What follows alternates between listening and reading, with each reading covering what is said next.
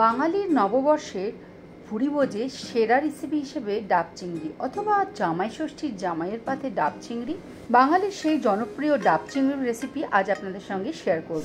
Payel's exploring food ওয়ার্ল্ডের আজকের রেসিপিতে আপনাদের সবাইকে স্বাগত। আমার চ্যানেলের নতুন বন্ধুরা চ্যানেলটিকে সাবস্ক্রাইব করে বেল আইকনটিকে প্রেস করে নিতে ভুলবেন না। আজ কিন্তু আমি একটা রিকোয়েস্ট রেসিপি শেয়ার করছি। আপনারাও চাইলে আপনাদের যে কোনো ধরনের রেসিপির রিকোয়েস্ট আমাকে পাঠাতে পারেন। তো অরিন্দম দত্তকে আমার চ্যানেলের তরফ থেকে অনেক ধন্যবাদ জানিয়ে আজকের রেসিপি শুরু করছি ডাব চিংড়ি। ডাব চিংড়ি বানানোর জন্য আপনারা যে কোনো সাইজের চিংড়ি মাছ আনতে পারেন, গলদা বাগদা যে কোনো ধরনের, কিন্তু মাথার পোর্শন থেকে এই জায়গার যেটা সুরের পোর্শন থাকে সেটা কেটে বাদ দিয়ে দিতে হবে। পিছন দিকে লেজের পোর্শনটা আপনারা চাইলে বাদ দিয়ে দিতে পারেন কিংবা রাখতে পারেন, তবে রাখলে দেখতে খুব সুন্দর লাগে।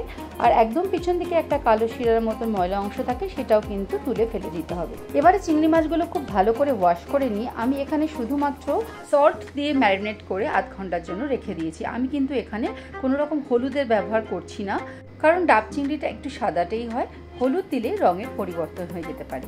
এরপরে যেহেতু ডাব চিংড়ি, তাই ডাব নিয়ে এসে ডাবের মুখগুলোকে এইভাবে আপনারা কেটে নেবেন। কেটে নিয়ে ভেতর থেকে জলটা আলাদা করে রাখতে হবে। তারপরে ভেতরের যে শ্বাস আছে সেই শ্বাসগুলোকে আলাদা করে বার করে নিতে হবে। ডাব কেনার সময় ডাবের ভেতরের শ্বাস যেন খুব পুরু বা খুব পাতলা না হয় সেটা খেয়াল রাখতে হবে। এই শ্বাসগুলো বার করে এবারে একটা মিক্সার গ্রাইন্ডারের মধ্যে বেটে রাখতে হবে। এবারে একটা পাত্রের মধ্যে কিছুটা সাদা সর্ষে, কিছুটা কালো সর্ষে, কিছুটা পোস্ত, আর যদি পোস্ত না থাকে সেক্ষেত্রে আপনারা সাদা তিল ইউজ করতে পারেন, এতেও স্বাদের কোনো তফাৎ হবে না। আমি এখানে দুটোই ইউজ করেছি অল্প অল্প করে। তার সঙ্গে কিছু নারকেল কোড়া, একটু কাঁচা লঙ্কা, সামান্য একটু লবণ, চিনি আর একদম পিঞ্চ অফ হলুদ। এই সব কিছুর সঙ্গে নারকেলের যে জলটা বার করে রেখেছিলাম সেই জলটা দিয়ে একটু ভিজিয়ে রেখে মিক্সার গ্রাইন্ডারে বেটে নিতে হবে। ডাব চিংড়ির জন্য এখানে দুটো বড় সাইজ কিংবা তিনটে মিডিয়াম সাইজের পেঁয়াজ নিয়ে রাফলি চপ করে এর মধ্যে কিছুটা জল অ্যাড করে কিছুক্ষণ বয়েল করে নিতে হবে। বয়েল করে নিয়ে এই জল থেকে পেঁয়াজগুলো মিক্সার গ্রাইন্ডারের মধ্যে নিয়ে বেটে রাখতে হবে। এখানে কিন্তু আপনারা কাঁচা পেঁয়াজকেও বেটে নিয়ে করতে পারেন, তবে সেদ্ধ পেঁয়াজের ক্ষেত্রে রং এবং স্বাদ দুটোরই কিন্তু পরিবর্তন লক্ষ্য করা যায়। এবারে একটা কড়াইয়ের মধ্যে সামান্য সর্ষের তেল নিয়ে চিংড়ি মাছগুলোকে এপিট ওপিট করে ভেজে নিতে হবে। খুব বেশিক্ষণ কিন্তু ভাজলে চিংড়ি মাছগুলো একটু স্টিফ হয়ে যাবে, ফলে স্বাদটা ভালো আসবে না। এপিট ওপিট করে মিনিট দুয়েক ভেজে নিয়েই কিন্তু তুলে নিতে হবে। মাছগুলো ভেজে নেওয়ার পরে যে তেলটা, সেই তেলেই কিন্তু আমি সবার প্রথমেই একটু নারকেল কোড়া দিয়ে একটু নেড়ে চেড়ে নিচ্ছি, তাতে এর যে ফ্লেভারটা এটা পুরো তেলের মধ্যে মিশে যাবে, রান্নাটা কিন্তু অসাধারণ হবে। এরপর এর মধ্যেই অ্যাড করে দিতে হবে রসুন বাটা, আদা বাটা এবং সিদ্ধ করা পেঁয়াজ বাটা। এই সমস্ত অ্যাড করে ভালো করে মিশিয়ে নিতে হবে। এর মধ্যেই অ্যাড করে দিতে হবে আগে থেকে বেটে রাখা সর্ষে পোস্ত নারকেলের মিশ্রণটা। এর মধ্যেই মশলা ধোয়া জল একটু অ্যাড করে ভালো করে মিশিয়ে নিচ্ছি। এই রান্নাতে আমি কোনো নর্মাল জল ইউজ করছি না, এই রান্নাটা সম্পূর্ণই ডাবের জল দিয়েই তৈরি করা হচ্ছে।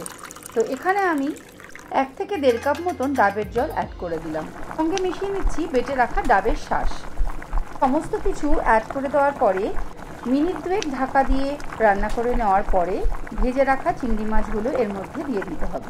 এখানে প্রয়োজন অনুসারে অথবা স্বাদ মতো একটু সল্ট অ্যাড করে দিতে হবে। এখানে অ্যাড করে দিতে পারেন 3-4টে কাঁচা লঙ্কা, অনেকেরই কিন্তু কাঁচা লঙ্কা খেতে ভালো লাগে, না ভালো লাগলে এটাকে আপনারা স্কিপ করতে পারেন। গ্রেভিটা যখন এরকম ঠিক হয়ে আসবে তখন এটাকে নামিয়ে রাখুন। তারপরে যে ডাবগুলো থেকে আপনারা শ্বাস বা জল বার করে নিয়েছিলেন সেই ডাবের মধ্যেই চিংড়ি মাছগুলো, কিন্তু এখানে আমি দুটো ডাব ইউজ করেছি, কারণ ডাব চিংড়ির দুটো প্রসেস আপনাদের দেখাবো বলে। তো একটু করে চিংড়ি মাছ গ্রেভি দিয়ে তার সঙ্গে সঙ্গে 1-2 চামচ করে একটু নারকেলের দুধ মিশিয়ে নিয়ে তারপরে আবার গ্রেভি চিংড়ি মাছ দিয়ে এইভাবেই কিন্তু পুরো ডাবে মাছের গ্রেভিটা দিয়ে ফিল করে নিতে হবে, এবং সবশেষে উপর থেকেও একটু নারকেলের দুধ ছড়িয়ে দিতে পারেন। এবারে ডাবের যে উপরে কেটে রাখা অংশগুলো ছিল সেগুলোর সঙ্গে একটু আটা দিয়ে ভালো করে ডাবের মুখগুলো সিল করে নিতে হবে এইভাবে, যাতে এর পরের কুকিং প্রসেসে মাছের গ্রেভির যে গন্ধটা সেটা বেরিয়ে না যেতে পারে।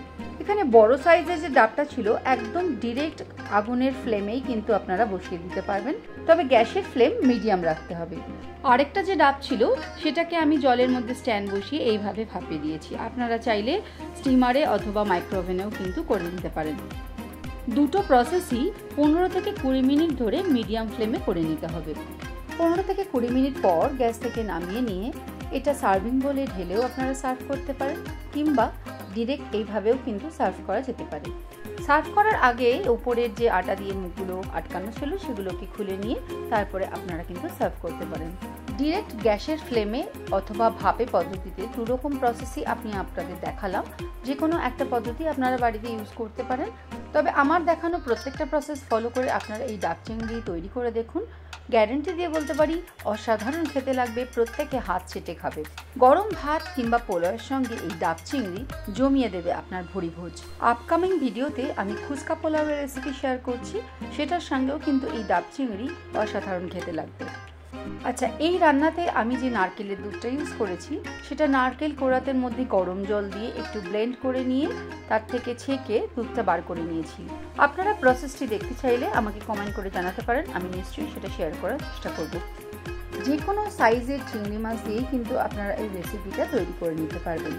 তাহলে নববর্ষের দিনে কাদের ঘরে তৈরি হচ্ছে এই ডাব চিংড়ি আর কেমন হলো আমাকে শেয়ার করতে ভুলবেন না।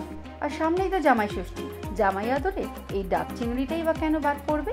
তাহলে আর কি, তৈরি করে নিন বাড়িতে খুবই সহজ পদ্ধতিতে বাঙালির প্রিয় এবং সেরা ডাব চিংড়ি।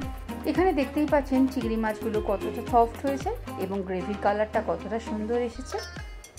রোজ একঘেয়ে চিংড়ি মাছের গ্রেভি না খেয়ে এই পদ্ধতিতে বানিয়ে নিন ডাব চিংড়ি আর এনজয় করুন আপনার পরিবারের সাথে। রেসিপিটা ভালো লাগলে শেয়ার করুন আপনার প্রিয়জনদের সঙ্গে। বাই দ্য ওয়ে, আমি পায়েল, আপনারা দেখছিলেন পায়েলস এক্সপ্লোরিং ফুডস ওয়ার্ল্ডে ডাব চিংড়ির রেসিপি। ফিরে আসবো আবার একটা নতুন দিনে নতুন রেসিপির সাথে। সবাই খুব ভালো থাকবেন, সুস্থ থাকবেন।